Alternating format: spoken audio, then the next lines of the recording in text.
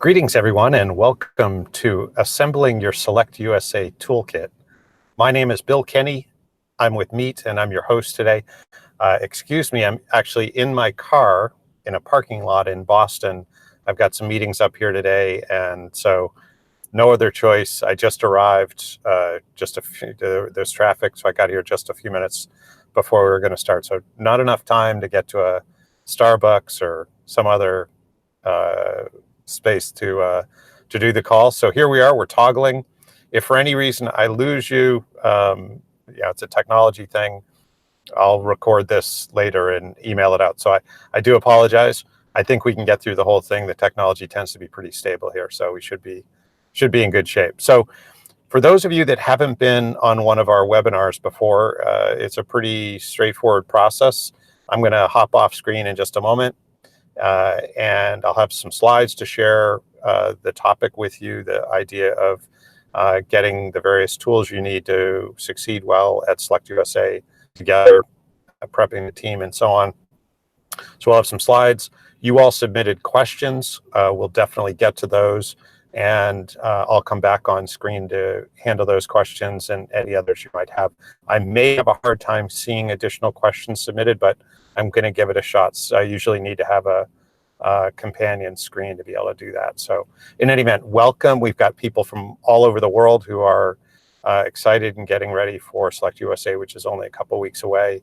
And it's going to be a great event. So let me hop over to my slides, and this will just take a second, and we should be,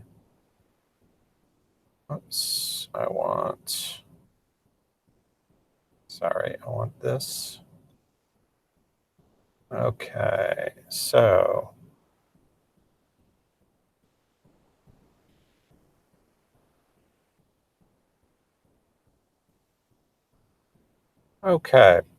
so you should see my screen now. I'm just going to go to presentation mode.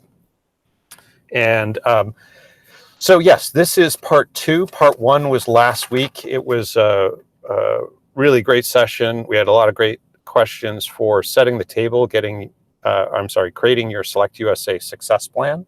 So this is part two, where we take the plan now and assemble the tools that we'll need to execute the plan. So if you weren't on last week's, please just go to our YouTube channel and watch it. It will be good background, and also give you some good systems to help improve how you attend in-person events, and especially something of the value of SelectUSA. So for those that haven't been to SelectUSA before, it really is a phenomenal event. I mentioned this last week. There is no better trade event that we go to annually. I mean, not even close. I would say SelectUSA is probably 10 times better than any other trade event that we go to. That includes, specific delegations or trade missions or whatnot. SelectUSA, you have every state in the United States is represented. Everybody is exhibiting. And so in one room, in one facility, you have the ability to connect with any of the resources and organizations that can support your market entry. And it's a very efficient 3 days for making those connections. So in order to get the most out of it, we have to be really prepared. And last week I used the analogy of going to the gym.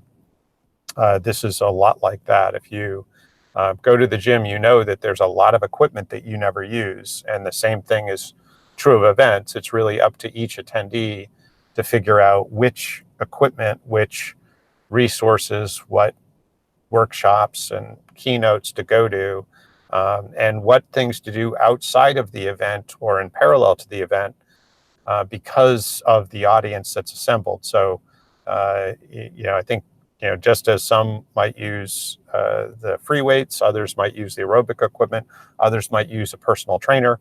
We all have to find the methodology that gets us through these with the outcome that we want, right? We don't all go to the gym for the same purpose. So we need to obviously use different routes, and the same thing would be true of going to events like SelectUSA. So our agenda, very simple. We're going to talk about value propositions and self-introductions. and we'll talk about opportunity one sheets, which are really important for events like SelectUSA. We'll talk about preparing your team, who to take, and preparing folks, and mastering follow-up, which is obviously magic to this process. And then we will certainly answer your questions. So these are the questions that were pre-submitted, only 5, so plenty of room for additional questions. Again, feel free to add them to the comment area here on YouTube. And I guess what I would say is, if from a technology standpoint, I can't see your questions, I'll follow up with you individually afterwards and certainly answer any of your questions.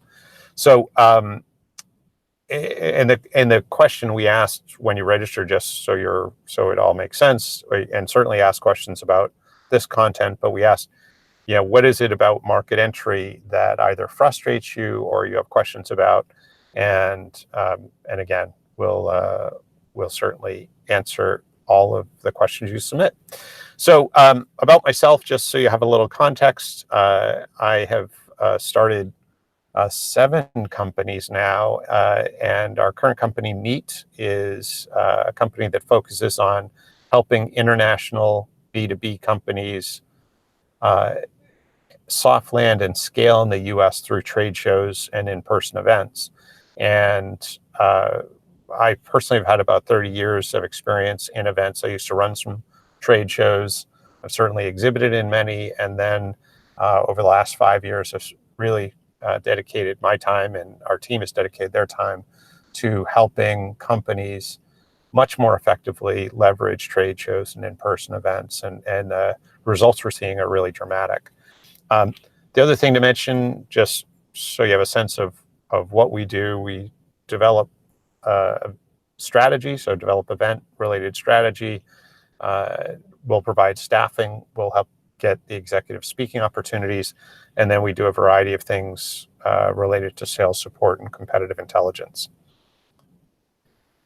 So just as a refresher from last week, again, it was about developing the plan. We did take a few minutes and kind of outline the components of SelectUSA. So if you're not familiar with it, there are 5 core components. There's programming, which is, the keynote or plenary sessions, plus the workshops.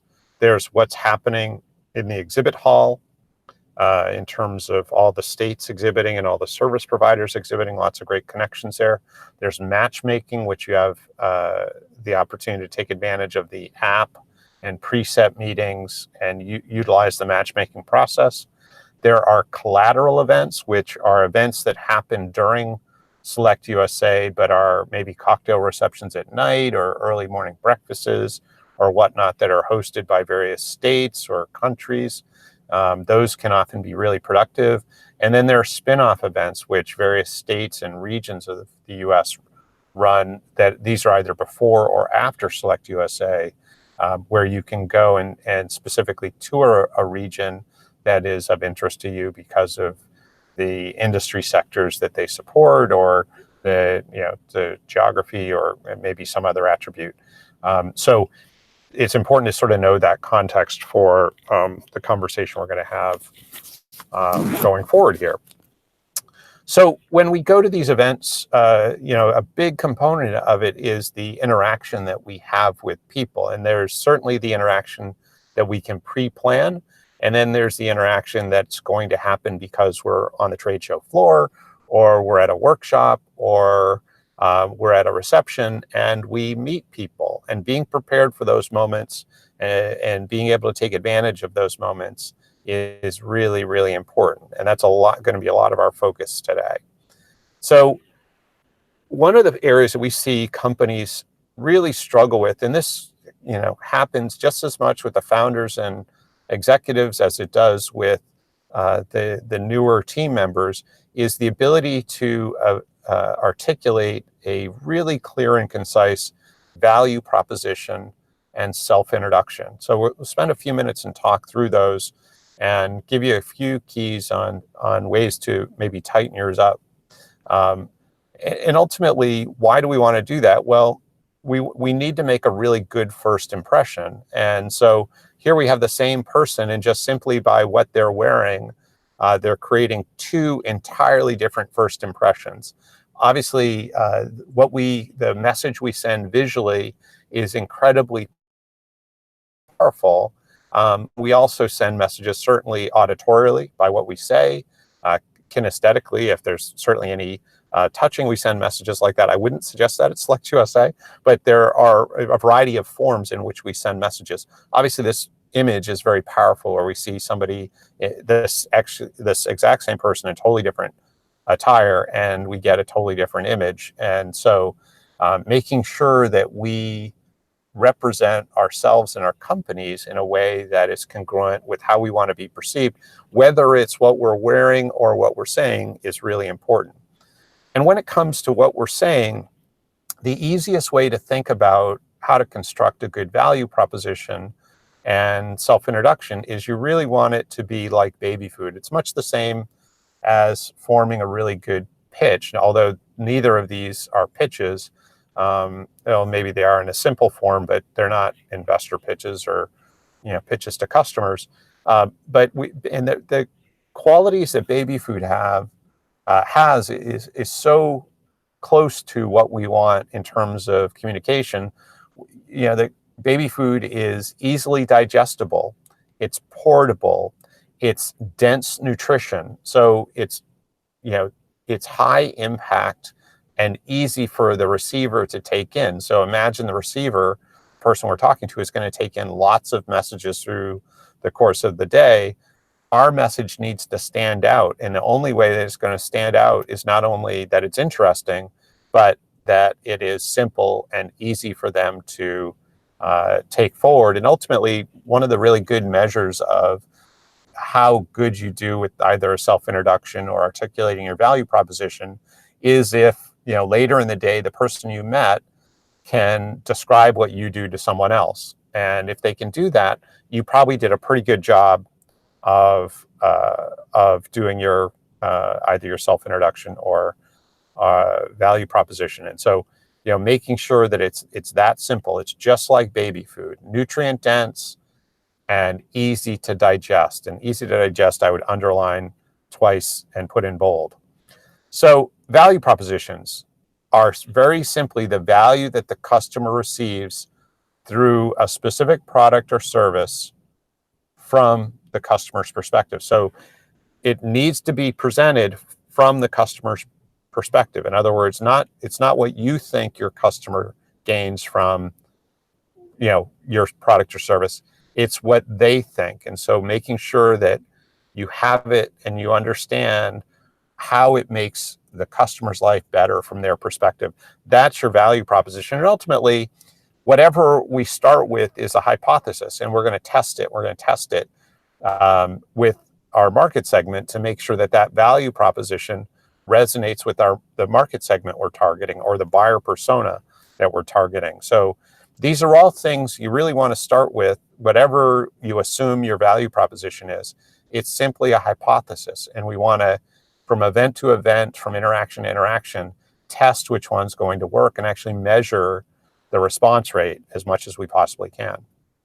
So when you think about what your customer gains from their perspective, if you have multiple products and services, take one of them, maybe your top one, and identify what you feel, or maybe the top three things that you feel the customer gains from the use of your product or service from their perspective, and then just choose the first one as the one you're going to focus on and lead with that. When people ask, so why do people use you? Then this is why. This is how our product or service improves their world.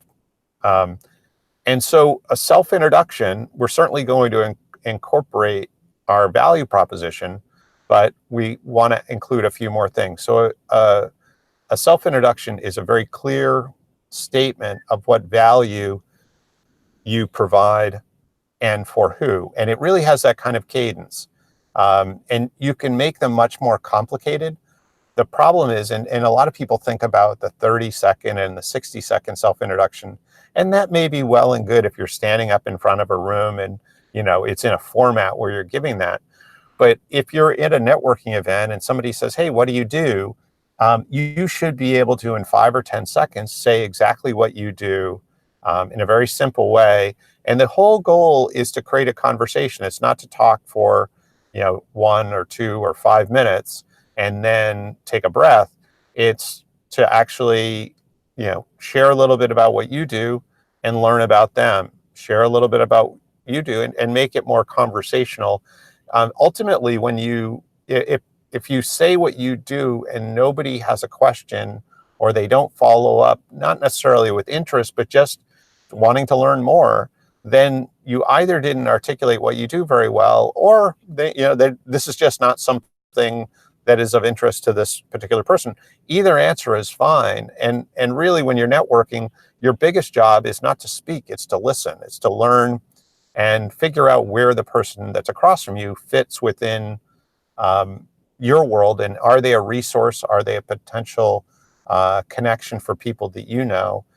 Because ultimately, your best referrals are going to come from your current or former customers. And so, finding resources that somehow make your customers' life better often is a great way to create more referrals from your existing customers. So again, self-introduction, a simple, clear statement of what value you provide and for who. So you can jot down what your hypothesis is in terms of your self-introduction. And again, you're going to test this. So the goal is it's probably 1, if at the most 2 very short sentences, but to create something very simple. So I'll give you an example, and ours is constantly an evolution, but here's the current one that we use. So we help international companies soft land and scale in the US through trade shows and in-person events. And if I need to, I can make that shorter, right? So we help international companies scale in the US through trade shows, or we help companies scale through trade shows. It's very easy to sort of knock out sort of less and less critical things. And then ideally somebody says, wow, can you tell me more? Yeah, actually we specialize in working with international companies, and often they're entering the US market. Boom. And so we become experts in that space and so on. And we can kind of go into more of a conversation. And gosh, can you tell me more about what you do as well? And again, we want to go back and forth. We're building a relationship, and our interest in others certainly communicates quite a bit about our interest in them, and needing to know and wanting to know more about their value to the community as well. So one thing we might add, given time, is also maybe a third component you might think of for your self-introduction is, where do your best referrals come from? Because part of what you're trying to do is tune this person as they're, maybe it's day 1 of a 3-day event, such as SelectUSA, is I want to help prepare them if they run across people that would be good contacts for us. Is it would be great for them to text or find me in the room and introduce that person to me, just as I'm going to ask them, gosh, who here is good for you to meet? I want to be ready to say our best referrals come from venture capital firms and trade organizations. So if your team is ready to be able to articulate, think how you're going to multiply the number of people that you meet through the process. And connections not only come while you're at an event like SelectUSA, if you do it right, for months and years afterwards, the people you meet, if you nurture the relationships, will be able to continue to connect you to folks. So part of what you're doing, a big part of what you're doing when you give your self-introduction, is you're training your audience to spot opportunities. It's not that they're an opportunity. If they are, they'll self-identify. You don't have to worry about that. If you build trust, they'll self-identify. They'll say, gosh, that sounds like us. Maybe we should talk more. But more than likely, they're somebody who might be a good connector for you. And it's just about helping them kind of understand who you're looking to connect to and utilize them to help you make connections and be observant of doing the same for them. So one sheets and the idea of going into the anatomy of an opportunity one sheet. So a one sheet is really simply a leave behind that we're going to use to inform, excite, and remind your audience to take action. So for example, if we've just finished up a matchmaking session, or we've just met somebody at a cocktail reception or after a workshop, we're able to hand them a one sheet. So we told them our value proposition, we're told them who we're hoping to meet, and we can hand them this one sheet that will be, besides our business card, a reminder and maybe more detail of who we are and what we're looking for. So as they're going through the event or as they get back to their marketplace, we are with them and they're able to help us make connections or help us in some way by providing a product or service that would be useful for us, whatever outcome we want from this particular context. So the opportunity one sheet really creates some tangibility and ultimately allows us to sort of beat the drums and get our word spread further, faster. Not only do we want to make as many valuable connections as is possible, but we want to give the people we're meeting the tools to essentially propagate our message further, remember us longer, make connections for us, in the days, weeks, and months ahead. And there's kind of a second purpose here, and that is that idea of something tangible is they might want to share our information with others in their team or key stakeholders, either at SelectUSA or when they get back to their community.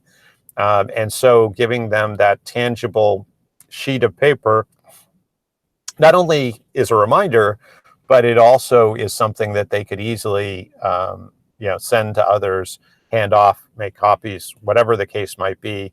You might want to even follow up with a PDF copy of it so it's easier for them to forward on. I mean, there are all sorts of techniques here, and so to some degree, how you do it is situational. There's not one right way. It depends on kind of each individual and kind of what would be best for them. So the components of a one sheet, and I'm going to share some ideas, but there's no, you can certainly add to this. You can make them simpler, whatever the case is. But here are some of the components we see when we see one sheet. So certainly you want to have your logo, your brand, and a one-line pitch of what you do. And it could just be simply your 10-second, 5-second introduction. And by the way, the introduction I shared with you is about 7 seconds. So you want them that simple. Give just a brief history, maybe a short paragraph of the business, the history, and just a summary of the business. Who the key management team are, if they're geographically dispersed, where they're located, maybe their roles, and any maybe key background information. Your target market, reference customers if you have any, competitive advantages certainly would be good, and resources and support needed. So if you're talking to somebody from a state that you're considering maybe opening up our operations in, what are the key things that you'd look for from that state? If you're talking to an investor, what are the key things you're looking for? Depending on what you're coming into the event with, what your goals are, then obviously the resources and support needs to align with that outcome. And then a call to action with a deadline. What do you want the audience to do, and by when? So if you're needing to have all the information for where you might set up your base of operation in the U.S., within 3 months, give a specific date, and for the conclusion of round one, and whatever that might be. And then whoever the key contact is for this information and the company URL, that would be good. And again, develop these so it suits you. You might want to make it even simpler. Instead, you might find you stand out better instead of having a one sheet, sort of the traditional US size paper. You might go to a postcard. That might be make you stand out. It might be simpler. It might be easier to carry around. It'll fit in your jacket pocket as opposed to a a single sheet of paper. So again, do this the way it best fits you. I think business cards are good, but something that summarizes why you're here and what you want the audience to do, what you need, would be really helpful, and something probably that they could take additional notes on besides what they could do on a business card. So who do you want to give this to? Certainly the hosts, because they know the majority of the audience, so they can help you connect. Any of the EDOs, the economic development officers that you meet from the various states or from the federal government. The exhibitors would also, any of the exhibitors beyond the EDOs might also be good. The speakers that you meet that are particularly relevant to what you're trying to accomplish. Any other attendee that seems like they may have connections of value. And when do you do this? So you can share this information starting today. You're on the app, you're on the portal online, so you can certainly share this information pre-event. There's nothing keeping any of us from having pre-event meetings or communicating with people pre-event. We'd certainly recommend that. Skype or Google Hangout or any of those tools work really well. Certainly during, get as many preset meetings as you can, meet up with people during, take impromptu meetings, all that. And then of course, post-event, there are gonna be some people that we don't have a chance to meet during the event that we can set up time to meet with, or maybe we wanna have a second meeting with some people, and we wanna make sure we take advantage of that. So, these are some of the tools. Now we wanna talk about the team, because the team often is, in many companies, is way underutilized. We see quite often a scenario like this. So these are all people who are together, obviously from the same country, and they all decided that it was a great idea to sit together, and we see this at professional events, and where all the bankers sit next to each other, and all people from the same company sit next to each other.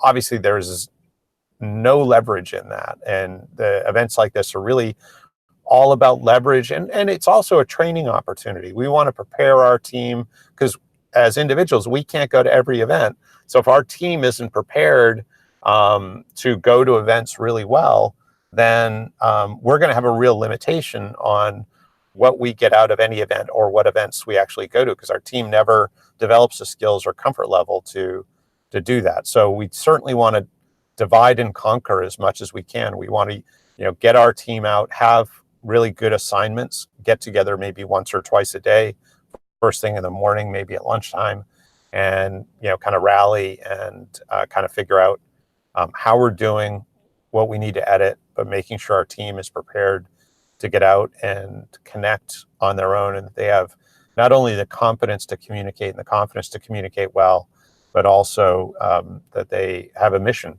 who they're going to connect with and why. So why do we want to do this? We want to create more opportunity. Certainly, it's pretty simple math to figure out that we can meet a lot more people if we divide and conquer. We also are going to build our team confidence and strength. So it's very gratifying to be able to finish an event and make good connections and come back and have created value for our company. But if we don't hold people accountable to it, it's very unlikely to ever happen. And then evidence your team's value. So, it's the biggest way and the most effective way that we communicate isn't what we say, it's what people observe of us. So if maybe it could be an investor, it could be somebody who in some way is going to support us. If they see us as a highly confident, highly competent, highly independent team, they're going to have a lot more excitement about what we're going to do with their support. So we're going to honor their support by being successful, by being out there, and when we get into events, we know how to leverage them. This is not a skill that they're going to worry about, and in fact, they know that the support, whether financial or otherwise, that they give to us is going to be well used because our team's ability to execute. And so making sure that we're giving people the example that we want to be of who we are is a whole nother sort of major reason to have a good strategy to get our people as involved as possible in independently in getting the most out of events like SelectUSA. So yeah, clearly we have to, each individual and as leaders, we need to make sure that our team is prepared to expand their comfort zone. They need to fly the coop and create value and connections on their own. And certainly the more that they're prepared to communicate and that they know who's good to connect to, the more likely this is going to be to happen. And if people aren't prepared to do it and aren't willing to, that's going to tell you a lot about whether you should take them to SelectUSA and where they're going to fit on your team long term. So yeah, everybody gets an assignment. We all need to have our to-dos. Pretty straightforward. And it may be we want people to make certain connections in terms of meeting other people.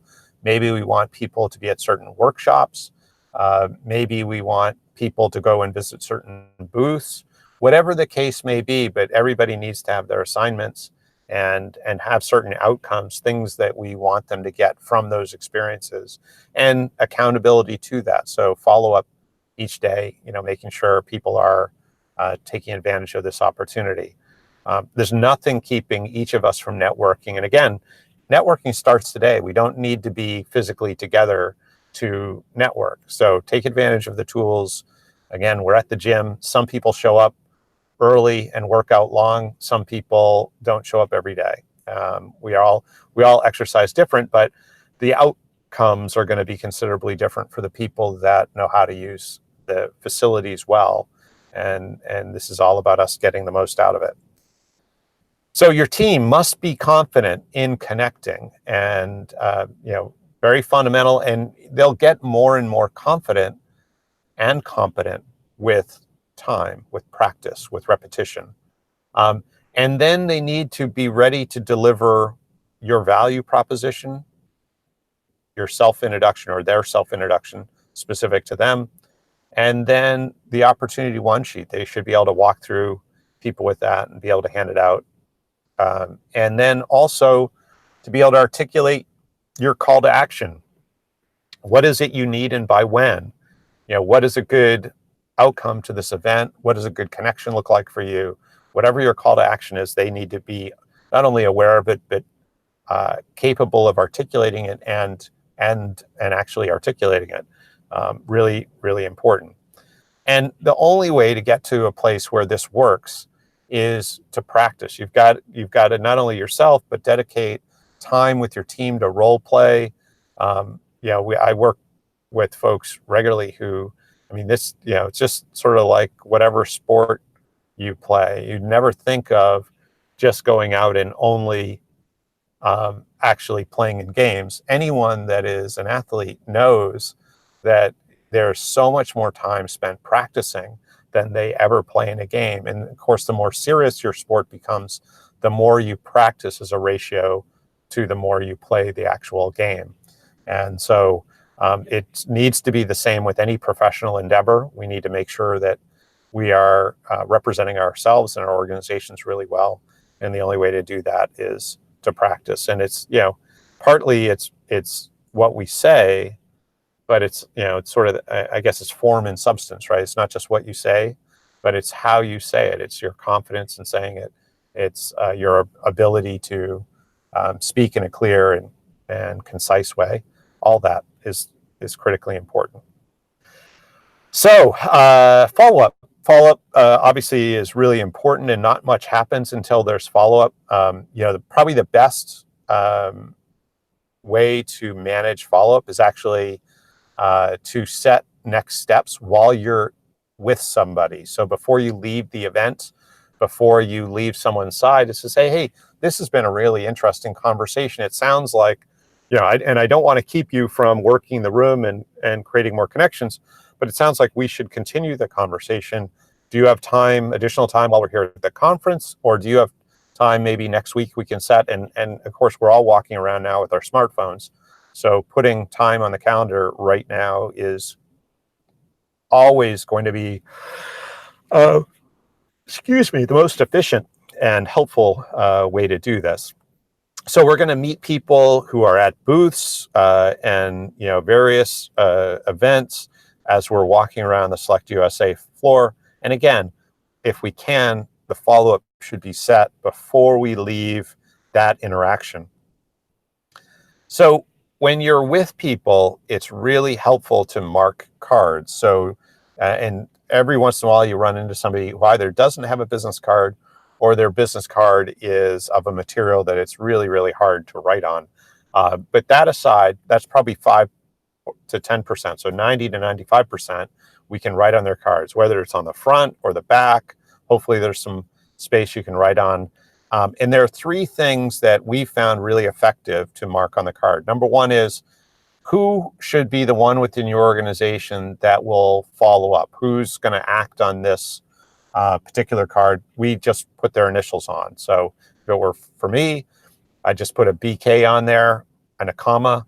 And the next thing on record is what the person's relevance is to our organization. Are they a prospect? Are they a resource? Are they a potential team member? And so I'd put a P, an R, or a T on there. And so it'd just be BK, comma, R for resource, comma, and then the speed would simply be a number. 1 is hot. So in other words, I want to follow up with this person same day. Maybe when I go back to my wherever I'm staying that night, I just send them a quick note. 2 is moderate, within 2 to 3 days, and 3 is not critical. So I might not follow up with them at all. I might just put them into the relationship nurturing or lead nurturing system so that they get our communication and can, share it as they need to, or let us know when when they become urgent for something that we provide. Excuse me, a couple of yawns here. I apologize. So yeah, marking the card's really important. And the idea is in your organization, you may have a card scanner. What we normally do is funnel all the cards back to one person. They scan it. Sometimes that'll happen same day, maybe in the evening. And then we create a shared Google Doc sheet or spreadsheet that has all the contacts, and we can sort it by person, by date we met them, by company, any of that kind of stuff, so that our team is aware of who each other met and the value of the people that folks met, and also we can track the follow-up to make sure it happens. And speed can't be underscored here. Every time I go to a trade show, I hear people talk about the fact that they're not, so maybe the trade show, so SelectUSA ends on a Wednesday at 4 in the afternoon. That's the 12th of June. And there will be people that I'll meet at SelectUSA who will say, yeah, I'm going to wait to follow up with folks because I know, some people be traveling, or maybe people are tired, or whatever the case is. But I'm going to wait until Monday to follow up with people. So, a prospect has 3 qualities. They have to have a need, they need to have money, and they need to be urgent. So let's just assume for the moment that somebody is a prospect. And if they're urgent, the longer you don't follow up with them, the more likely it is that they're going to find someone else to solve the problem. So look at the people you meet at conferences, especially the ones and sometimes the twos, particularly the ones, as fruit that is on, it's in the market, and it only has a couple of days shelf life, maybe even a day shelf life before it needs to get sold and goes rotten. And so you need to make sure that your speed is corresponding to the importance of this lead to you. And the longer we wait, the worse that fruit is going to taste in it. That's the same every time. So yeah, once we followed up with them, then they should go into some kind of a lead nurturing system. We should have some mechanism of communication out to our community. And in some cases, we're at a place where we're maybe communicating in a few different ways. To prospects, where we're sending out, sort of marketing related information, and to people who may be supporting us in another way, such as investors or people that are mentors or whatnot, we may send out sort of an update newsletter that is more behind the scenes than what you might show in marketing information. So whatever it is, the relevance of the person to us will dictate what communication we send out, but they should go into some kind of ongoing communication loop so that they can continue to, number one, have awareness of us, understand that we're still around, and be reminded that there are ways that we can relate as they run across good contacts for us and vice versa. And then we want to measure our results, and we want to look at lessons learned. And so one of the things we see people get confused about all the time in terms of measuring results is they tend to say, well, the only way to measure results, and I should say our focus is 100% in B2B. So we're not necessarily expecting a transaction, a close at an event, especially with somebody we just met. Our expectation ideally is that the interaction that we create at an event and maybe the subsequent interaction creates a first meeting. And from there, we know that, the next step might be a proposal or next major step. And the next major step after that might be a close and then a first order and so on. And so what you really want to do is figure out what the drivers are for you that are easy to measure so that you can, from event to event, begin quantifying outcomes. So you have not only comparison for all the events you might do in a period, a year, 6 months or whatever, but you can also compare year to year. How did we produce this year at this event versus last year at this event? The statistics become really important, and the better we do this, the more and better our sales communication becomes. I shouldn't say more and better, but the better our sales communication becomes, as we're tailoring and editing our messaging, the better it will get as we look at what people are responding to and what response they're giving us. So the big rocks here, and last week I shared a story, and many of you know the story of the big rocks, but essentially the idea being that we want to make sure that we're getting in the most important things first, because if we don't do them first, it's very likely we'll run out of time to do them. So, again, this kind of bridges what we talked about last week and this week, but as you're building your plan, make sure that you know who you're targeting meeting, either by name or by discipline, and being able to articulate that to others so that they can help you find those people and focus on them, focus on meeting them, focus on creating good follow-up with them and next steps and so on. Leverage your time as much as you possibly can, dividing and conquering, all of that. Look at your whole team as the event resource, not just your time, but how is everybody else's time going to be spent? And then follow up fast, follow up immediately. There's no, same day with the right people is absolutely brilliant. Nobody will ever be upset that you followed up too quickly. They will be very likely they'll move on if you don't follow up fast enough. I have never heard anyone complain about somebody following up too quickly. So, wow, we've gone through a lot of information, and I need to share with you, we've got 2 really good webinars coming up in June. We're going to be promoting these at SelectUSA, but you can get advance notice of them, and we'll send out signups to these shortly. But the first one is going to be the week after SelectUSA. It's going to be June 2nd. It's going to be, it's titled Scale Now, Entering the US Market Through Trade Shows and In-Person Events. It's really looking at how do you scale quickly when you enter a new market. And in this case, we're going to talk specifically about the US, but a lot of these techniques, or all of them, will apply to any new market you're entering.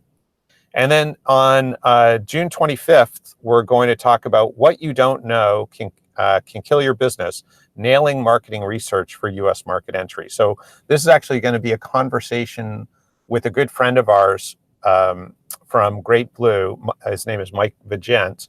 He is a marketing research expert. His company has grown very, very quickly in this space, and they're well regarded all around the US for the work they do in terms of establishing what are the drivers in customers making decisions, to whether a market is the messaging's correct, and there are so many different things that they research. But he's phenomenal, and so that conversation I think would be really interesting on June 25th. So 2 really good webinars. Again, we'll have information, more details on these out shortly, as well as the ability to sign up. So make sure anyone in your circle that should be on those knows about it, if you would. So I'm going to come back on screen, and we're going to hop into these questions. And again, please submit additional questions. And if I don't see them, which I apologize for, I'm one screen at the moment, I will respond to you afterwards. I'll make sure to, when I'm back in the office tonight, look at any additional questions that were submitted and respond to you individually on those. So let me hop back on screen. For anyone that doesn't have my contact info, here it is. Certainly absolutely glad to talk to anyone individually, one-on-one. Certainly would love to meet up with anyone at SelectUSA as well. We'll be in booth 224. I'll probably be out of the booth most of the time in one-on-one meetings, but please, let's schedule some time to be together while we're there. So I need to stop the screen sharing and screen. So let me just, sorry, you're back in my car. So let's see. So I'm just looking at the questions that were submitted. So question number 1, we're not the largest company in our country. When it comes to the US, we seem even smaller. How do we position ourselves in such a big market? Well, I think it's the key, really, very simply, is to focus on the subset of the market that are your prospects, whatever that is, and to them you'll be big because you're solving something critically important to them. So for those that weren't on last week, the way we think about prospects is really simple. So not only do they have to have a need, they need to have money, and they need to be urgent. They need to have all 3 of those qualities in order to be a prospect for you, for the particular product or service you're offering. But maybe an easier way to think of how do we identify our prospects is think about going fishing. So imagine somebody that fishes, and that person, anyone that fishes, answers 3 basic questions. Then the first one is really the important one in terms of kind of what we're talking about here. And the first question that anyone that fishes answers is, what do I want to catch? Right? So now that sounds like it's kind of a simple thing, right? They go, a striped bass, or a tuna, or yellowfin tuna, or whatever it might be. That sounds pretty simple. It's actually not. So there are 34,000 species of fish in the world. And then there are all sorts of subspecies, like a striped bass is a type of bass. And the real brilliance of this is somebody that is going fishing has eliminated 33,999 species of fish before they go fishing. They've said, I want to catch this one, not these 33,999. And so when you think of really effective marketing, when you think of really effective selling and targeting, and looking big and important, is you need to figure out who you serve and do it as tightly as you can, and then articulate that and sell to that, and that specialization. When you think of healthcare, specialists always get paid a lot more than generalists, and so be a specialist. Not only will it make your marketing more efficient, but it'll make your sales much more efficient as well. So the next question about market entry that is asked here is language. And so, and it's just language question mark, so kind of simple.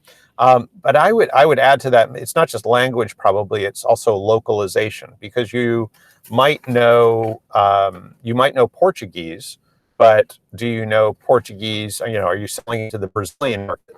And are you selling to a specific area of the Brazilian market? Well, you're probably going to want to localize your communication to at least Brazil, not the Portuguese that's spoken in Portugal, but also you may want to or localize it to the region within Brazil that you're going to be focused on first. Just like coming to the U.S., while we speak English, it is not the Queen's English. It's not Australian English. It is not Canadian English. And even in the U.S., New York English is different than Texas English. It's different than California English, and so there's some moderation in this, right? Some of the things like your website is going to be hard to sort of customize to regional nuances, but your salespeople, your customer service people, your marketing collateral, you may want to adjust any of the online ads or any of that kind of stuff. You may want to adjust regionally. So those are all things that are very situational and you need to look at, but certainly making sure that you adjust not just the language, but localizing it to the audience as much as you possibly can. I'm in Boston, where ideas or I should say words like wicked don't mean mean. It means actually really good. So and it wouldn't be understood if I went to California. Nobody would understand what I meant by saying wicked. In Boston, probably somebody would buy me a beer. So it's a good thing to know. Let's see. So the next question is B2B online meetings for sustainable fashion. I'm assuming this means remote sales. So if you're selling virtually, and then particularly in the sustainable fashion industry, is that efficient? This person sounds like they may be frustrated by online meetings. It is. It really depends. I think you've got to get comfortable with it. If you're selling into a foreign market and you don't have local people, then and it's certainly in some cases great to build traction before you make the full investment to come in to do some early testing and all those kinds of things. So find the platform that's easiest and most efficient for you. I kind of like whether Skype or Google Hangout, something that the user doesn't have to download anything to use. I think for me anyway, it makes a lot of sense. Most people already have access to Skype. So I think, but find the tool that works for you, that allows you to, whether it's screen share or record or do any of the things that you might want to do as you're hosting meetings. But I think I would certainly favor meetings where where you see each other. I think you tend to build a lot more rapport that way. Also, the thing that's a challenge about phone meetings, particularly internationally, is there can be such a time delay in hearing people, even that second or second and a half that there's time delay. It's sometimes hard to get into a rhythm of conversation because invariably at times people talk over each other, and so if there's a visual, you tend to see when somebody is slowing down or stopping or concluding their thought, where if it's just voice, you may not have the same indicators. Hopefully that helped. And then the fourth question here is marketing and just question marks. So so I guess this is something that frustrates or is challenging this person about U.S. market entry. So yeah, I think marketing, it's really simple, and it's taken me 30 years to make it this simple. But if we go back to the fishing analogy, the first decision the fisherman makes is, what do I want to catch? The second decision is, where am I going to go fishing? And the third decision is, what bait am I going to put in the water? Fundamentally, that's what you're trying to do. Whatever modes of marketing you're embracing or testing is, and whatever you do, those are hypotheses. They're market entry hypotheses, and it's better to have A and B tests so you can figure out over time which is going to be most productive for you. And whether it's, if you think of the business model canvas, you want to focus, throw out the other 7 squares or boxes and just focus on the customer segment and the value proposition. When you market enter, get those 2 correct, from a marketing standpoint, make sure you know who in this new market is going to be the best for you to focus on from a customer segment. And you may have 2 or 3 buyer personas, segments that you focus on, very specifically. And then each of them may have unique value propositions that resonate most with them. But you'll discover that by doing, number one, being open to any hypothesis. If your team members have an idea, great, let's test it. There's no bad idea in terms of testing it. The issue that I see a lot of people do is they sort of think they're smarter than they are, and so they go and they sort of put all their, like going to Las Vegas, they push all their money to one bet, and really this is about making tons and tons and tons of small bets and learning very quickly and iterating your marketing so that it becomes very focused on the best target audience and with the best message, with the best bait in the water.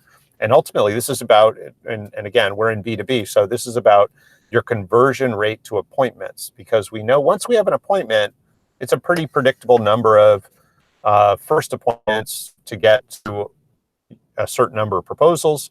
And we know if we deliver a certain number of proposals, we're going to get a certain number of closes. And the better we do this, the higher quality our leads are, and our ratios actually get better. So, but this is all about doing a bunch of small and fast tests so that all of our marketing gets better quicker. And then finding the right location. I'm assuming this means finding the right location to open up shop in the US. This is actually also something that you can test. And so going to SelectUSA, you'll certainly get the opportunity to meet with lots of states and regions of the country, and you can get all sorts of information there. In a lot of cases, you've probably already done some research, maybe even had some conversations with some of these people. But let's say, for example, you get to a top 3 or top 4 potential locations, states or regions or cities of the country to open up your office. Then what we have done for a bunch of clients, and what I'd suggest is, if you can, and it's not possible in all cases, but if you can, do maybe 3 months of testing in each of those markets. And so if you're going, if one of the criteria for going into the markets is where we can get the fastest traction, where there are some great reference customers here, or where the best reference customers that are sort of, and where we're maybe going to get the most support to get meetings and to be able to close some of those reference customers. So an old boss of mine said, figure out ways to take the lie out of it, right? So the economic development people, and we love them, are, and I'm not saying they're lying, that's not really the point, but they're gonna give you the best version of their region, which they should, that's their job. And it's up to us to personalize that information to our business, right? So what I mean by that is, if we can do probably a few different types of marketing tests in a 3-month period in each of those markets. So we might do some events, we might do some online advertising, we might utilize our network, such as through the EDOs in that region we're working with.